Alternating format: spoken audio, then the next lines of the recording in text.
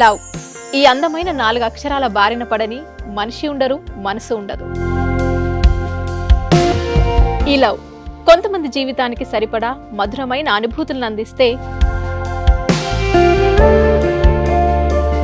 మరికొంతమందికి జీవితాంతం వెంటాడే చేదు జ్ఞాపకాలను మిగిల్స్తుంది. లైలా మజ్ను, పార్వతీ దేవదాస్ ఈ 2 కథల్లో మజ్ను లైలా ప్రేమ కోసం ఎంత పరితపించాడో విన్నాం. దేవదాస్ పార్వతి ప్రేమ కోసం ఎంత పిచ్చోడయ్యాడో చూసాం. కానీ లైలా మజ్ను ప్రేమ కోసం ఎంత ఆరాటపడిందో మనం ఆలోచించలేదు. దేవదాసు దూరమయ్యాక పార్వతి పరిస్థితి ఏంటో మనం అర్థం చేసుకోలేదు. ప్రేమ నుండి పెళ్లి వరకు వెళ్ళలేకపోయినా ఎంతో మంది అమ్మాయిల బ్రేకప్ స్టోరీస్తో మీ లవ్ టుడే.